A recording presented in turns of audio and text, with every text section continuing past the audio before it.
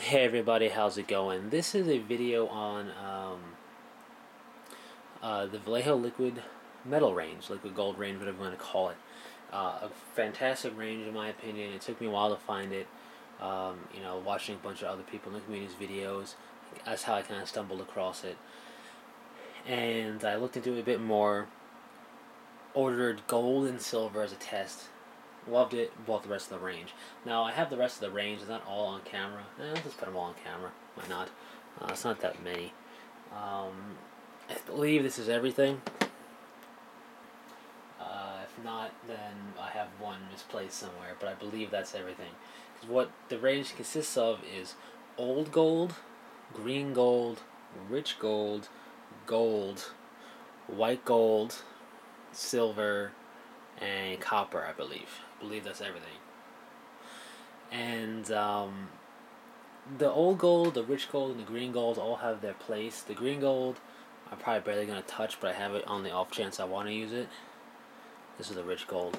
But the silver is fantastic. The regular gold is absolutely fantastic. And the copper is great.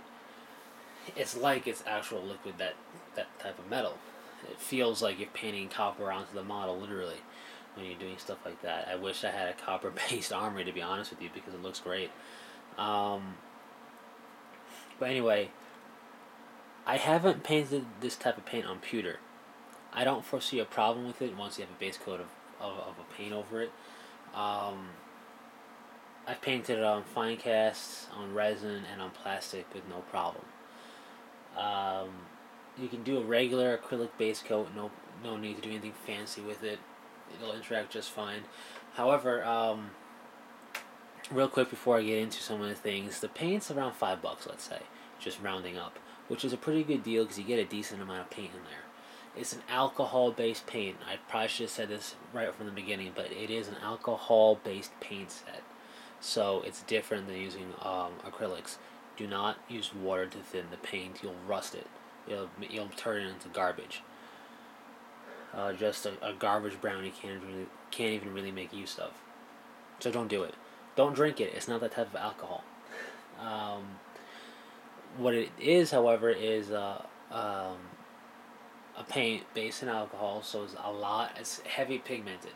I don't know if any of these are going to demonstrate it, but you see how it's pretty much clear right here? You kind of, if you zoom in, it's got some haze in there, but this is really thick with silver. That's going to happen no matter how many times you use this paint. It is going to settle, so you're going to have to shake it or stir it or whatever you wish to do. Some people prefer one way over the other. As long as you get it mixed up to you're happy with it, it doesn't matter. Um, every time you want to use it. Even if you've been using it like an hour or two beforehand, it's going to start to settle, so you want to shake it up and stir it up some more. But it is an alcohol-based paint, so if the paint starts to cake and dry up along the sides of your container, you can take some rubbing alcohol on your brush and mix it into that flaked up paint, and I've always had it come back to life, no problem, so no need to worry there. My gold, I thought I got a bad gold, because it was very clumpy and like chunky. I had to take a stir in there and kind of mash it up and stir it up a lot. It took me like 5 minutes, but it works just fine. So that might just be the way the gold is. I don't know. The silver didn't have a problem with that, but my golds kind of did. Both rich gold and regular gold. So keep that in mind. The copper, not so much either. So the copper worked, seemed to be a nice consistency throughout. No chunkiness. Um, You're gonna have to use a rubbing alcohol to clean your brush. It works wonders. It cleans it fantastically. You're gonna need to use rubbing alcohol to dilute the paint, thin the paint down if you want to. However, they recommend not using 70% isopropyl alcohol. Go to your local Walgreens. Go to your local, you know, first aid style of store, or a store that have a first aid section. Get the rubbing alcohol, the isopropyl alcohol. That's at least 90%. This one's 91%. If you can get even higher than that, great. Um, they recommend that high of a content because it's got that much less water in it. They dilute the alcohol with water, so you don't want 70% because it's got a lot of water in it. So the higher percentage, the better. Um, with that being said, I use a separate brushes for these guys. I use actually the heavy metal brushes I bought for that hobby stuff video for my liquid metal paints. I'm gonna get a nice fine, very fine pointed brush to do some really fine detail work with. Just because I have, a large brush, a standard brush. I just need a fine brush for this range. It's not necessary, but I don't want to risk screwing up the paint at all, so I just use a separate brush that it's never touched water before. The alcohol that you use to dilute the paint will also clean the brush of the paint, and it works very well, so brush upkeep is pretty quick and easy with that. Let's see. You saw the guy already, but this guy was painted using the liquid gold range, or liquid gold I should say, primarily, and he looks great. It really does give you the effect that you're like gold leafing, not even gold leafing, that you're just painting on gold. Like you feel less like you have paint and more like it's just liquid metal almost, minus the high temperatures needed, of course. So a little bit of isopropyl alcohol in a cup to wash your brush off. Another nice thing to do is to dip your brush in isopropyl alcohol first.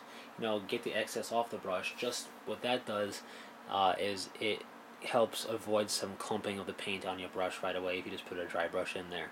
So I suggest doing that.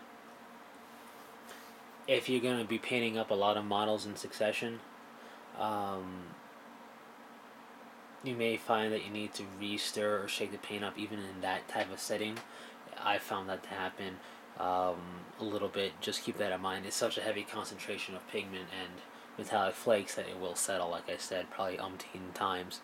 But anyway, that's really it. You can get this entire range if it's in stock anywhere you can find it.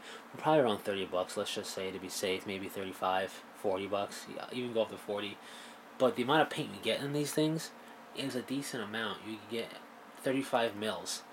And I believe a standard paint from GW was the foundation paint. You get 12 mils.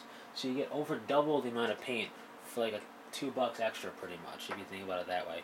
So definitely a good investment. It's going to last you a good while.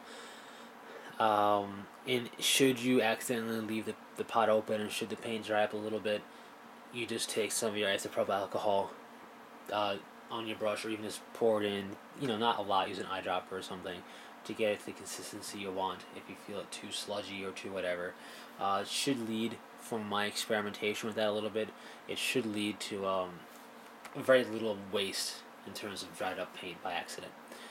And that's it. One thing I do want to say though, it kind of paints almost like a wash, I've noticed, unless you dry brush with it. I've never tried dry brushing with it, but apparently you can. But if you use it like standard paint, I noticed that since it's alcohol based and having the pigments, it kind of, not that it runs, but it'll seek out the crevices and everything like that. So it'll make mold lines very noticeable. It'll also get into all your detail.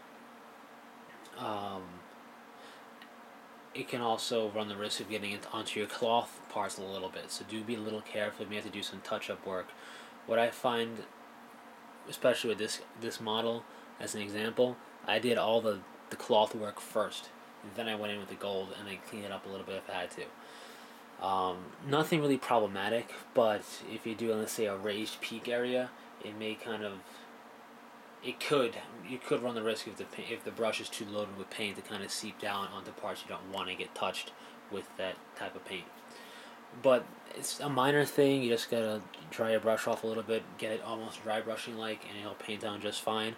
Drying time is very quick, being that it's rubbing alcohol style of alcohol. I don't know the exact alcohol used in here, but it's diluted in alcohol, and it does dry rapidly. It says so on the bottle, and from just painting with it does dry pretty quickly. So you can do a high turnaround of models with these guys pretty quickly before moving on to your next step, which you can do pretty quickly after that. So a lot of fun to use, and they're classified as permanent paint. You can probably strip it, no problem. I haven't tried, to be honest with you, but it's gonna resist a little bit of flaking and chipping. Don't rub it against the table because the paint will come off. But um, it is not gonna just flake off like gold foil, for example. Some people experiment with that, but this will paint on and last. Lastly, this guy has been coated in a coat of matte varnish from Vallejo, actually, because I wanted it to try a different matte varnish than the one I have, and with no ill effects to the paint. The reason you don't want to get water in the paint is that you're going to actually rust the metal pigments in here. So if you get water in the alcohol, it's going to rust the pigments. But once the paint dries, um, I don't know exactly what's in the Vallejo matte varnish, and haven't really hit any type of wash on this guy exactly, but it looks like the color will stay. So don't go dunking him in water, but you don't have to worry about, oh no, I got some wash on the model, because I did get some wash on certain parts, and it's painted over because it looked, tarnished, but there wasn't any problem. Anyway, rambling on now. I highly recommend the range. It's 7 paints so far. I don't know if they're ever going to expand it. They don't really need to. The white gold is a little bit darker and almost kind of greenish, very slightly, almost unnoticeable in comparison to the silver. So if you want a very bright silvery color, go with silver. The white gold is meant to be kind of like white gold, which does look a little different than silver if you know your white golds and your silver. And to me, I have white gold, I have silver jewelry, for chains and class rings and whatnot that I have. But I can't really tell the difference between silver and white gold. Anyway, in terms of paint, you got your, what is this one? You got your white gold, as you can see, it's kind of got a greenish tinge in the alcohol, and then you got the silver, which has got it. Well, it's mixed now, but it was clear, so that's the difference. Anyway, if you're looking to get 2, get gold and silver. If you can get 3, get gold, silver, and copper, and you got pretty much all you need there. That's it though. And it's not just for model painting or miniature wargame painting. This is also good for models, I would imagine, and stuff like that. So that's it. And until next time, take it easy.